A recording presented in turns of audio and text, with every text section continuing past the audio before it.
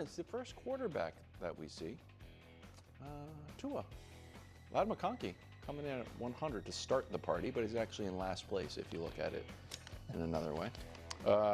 Played 11 games last year, 19 touchdowns, 7 interceptions, and a steep fall. He was number 36 last time we did this. Well, and now he's 91. Yeah. You think he should have fallen even further? Well, listen, we haven't seen the whole list, but like you said, he's the only quarterback they've released 10 names. So unless there's going to be 15 or 16 quarterbacks in the top 90, then this is too high. Because, like, we don't have to, like, rank them 1 through 15, but the following quarterbacks are better than Tua Tagovailoa. Okay, go. Patrick Mahomes, Josh Allen, Lamar Jackson, Joe Burrow, Matt Stafford, Jalen Hurts, Jaden Daniels, Baker Mayfield, Jared Goff, C.J. Stroud, Brock Purdy, Justin Herbert, Geno Smith, Jordan Love, Dak Prescott. That's 15. Now, That's okay. would have Trevor and Caleb ahead of him as well, but I knew you guys might argue about that. We're doing what? I think you might think Drake May's better than him. And so, exactly. So, to each their own. But I won't include the guys who, just are guys that I believe in that haven't established it. Those 15 guys have established it more than Tua has. And I included Purdy. You guys know I'm not a fan of, but I shouldn't say always, I have said to Brew repeatedly that I do think Purdy's better than Tua, even though I think they are oddly similar as far as benefiting from system and personnel more than their individual Also, ability. I know we're not going to. I bet Sam Darnold makes that list ahead of Tua.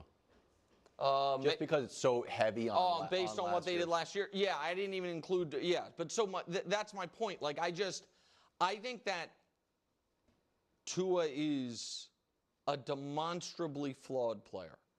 That everything has to be exactly right, and where he excels, coach, is if everything is exactly right, he's better than a lot of guys. You know what I mean? Like but as soon as things get off kilter or off schedule or he has to improvise, he's, in my opinion, one of the more limited guys in the league. I wonder if Rodgers might be ahead of him too. I didn't include Aaron Rodgers. He might be. But so I don't think he's a top 100 player, whatever that means, because I don't think 20% of the top 100 should be quarterbacks. And I don't think he's right now a definitive top half of the league quarterback. I think he's right in the middle.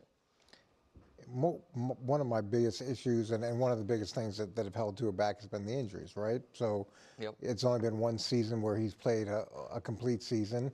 I was surprised when the Dolphins decided to extend him the way they did, knowing that arguably he's one serious concussion away from being done. But when you look at his performance and the Dolphins' performance when he plays, it's been pretty good. And you named a lot of quarterbacks in that list that I think you could argue that Tua is as good as, if not better than.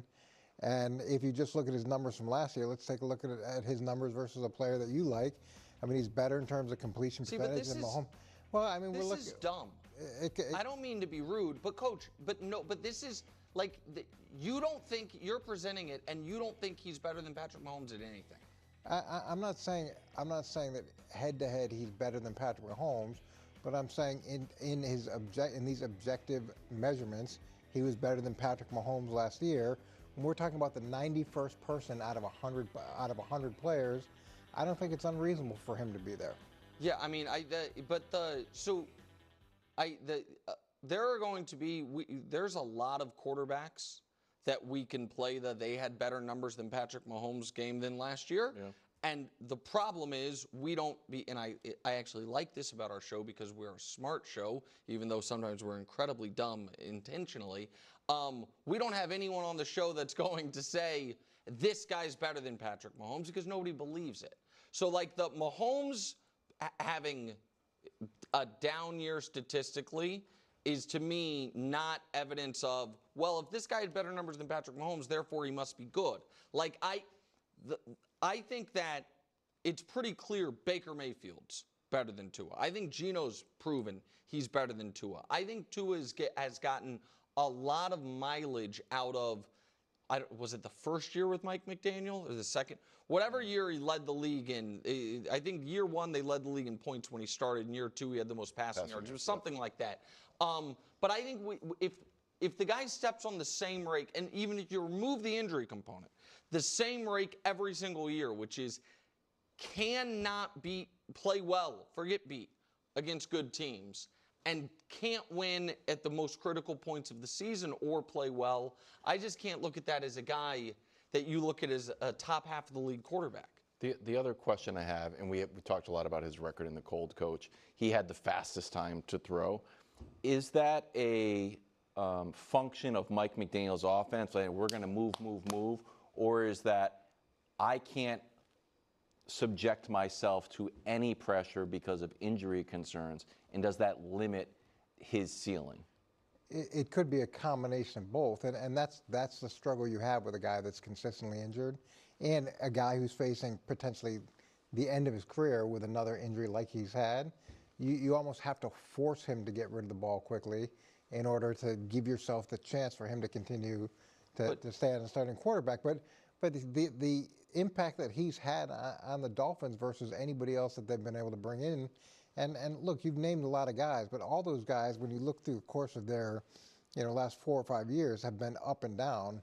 So I don't know why you're saying that Tua is definitively worse than Geno Smith, or Tua is definitively worse than Baker Mayfield. Yeah, they've had some better years, but it's hard to be definitive with guys that are up and down. Geno, maybe I am higher on than most. I think Baker has, I think, definitively proven it during his tenure in Tampa that he is in the argument for a top 10 quarterback in the league, close to 10, but in that argument, I don't think Tua is that.